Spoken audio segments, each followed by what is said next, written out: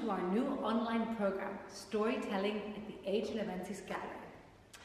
So we were very inspired by our love for books and reading and for art, and we thought best thing would be to combine both of them. So what we're going to do each month is choose a book that is connected to a painting.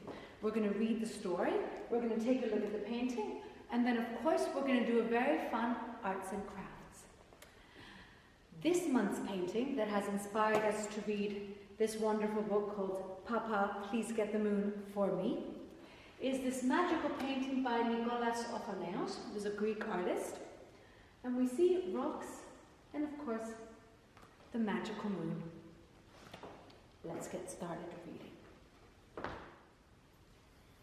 Hi again. Let's get started with our first book.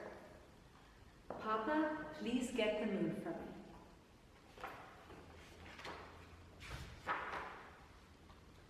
Before Monica went to bed, she looked out of her window and saw the moon. The moon looked so near. I wish I could play with the moon, thought Monica, and reached for it.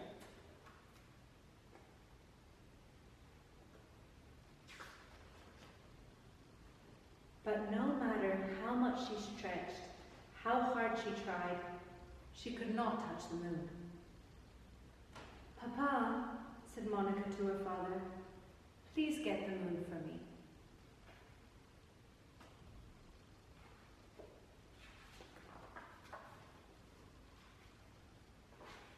Papa got a very long ladder. And he carried the very long ladder to a very high mountain. And then Papa put the very long ladder on top of the very high mountain.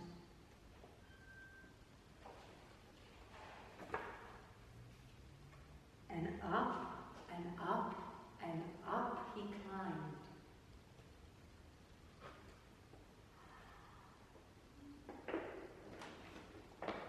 Finally, Papa got to the moon. My daughter Monica would so like to play with you, said Papa, but you are much too big. Every night I get a little smaller, said the moon. When I am just the right size, you can take me with you. How huge the moon is.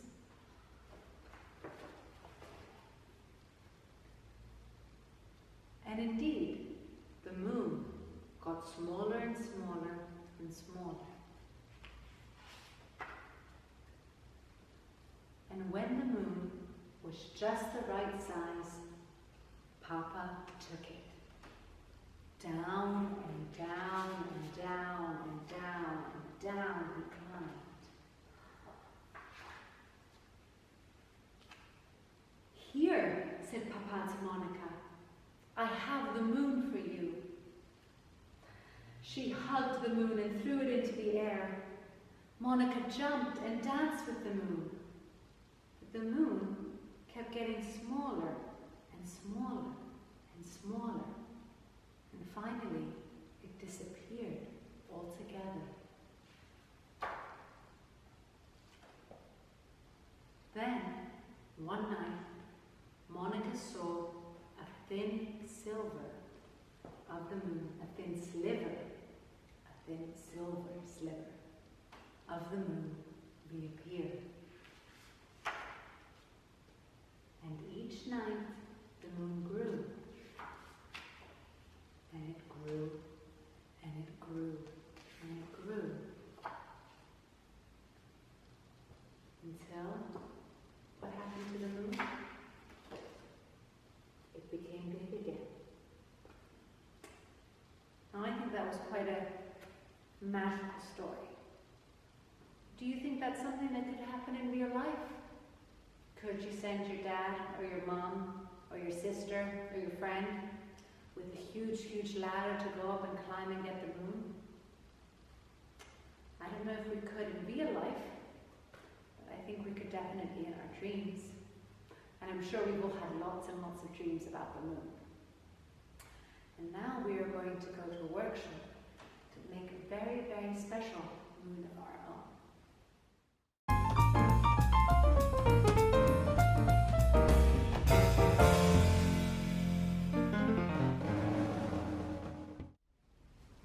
Hi friends, welcome to Renoir's workshop. Today, after having read the wonderful book about the moon, we're going to make our own very special moon in the form of a nightlight, using the technique of papier-mâché. Now, let me explain how this goes. We are going to need one plastic cup, actually 2 plastic cups, water, glue, a balloon, a paintbrush, a large one, some toilet paper that we're going to cut like this. And those are our basics. Now, we start off by mixing equal parts glue and water. You can kind of do this, you can either measure it or do it with your eye. Sort of eyeball size-wise. There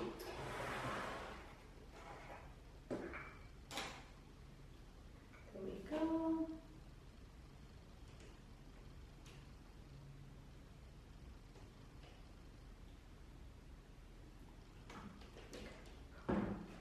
Now, I am doing this in our workshop, so we're allowed to be a little bit messy.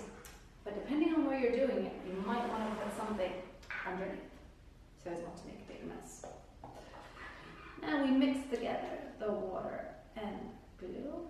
Give it a little swirl. A bit more, till it becomes one kind of paste. Doesn't have to be too thick. And then maybe a little bit more of a stir right there. Then we take the balloon and we blow it up and we tie it. A bit bigger than this. And then we place the balloon onto the plastic cup here. Now that's so that you can have an easy surface to kind of work. And you take your first leaf of paper,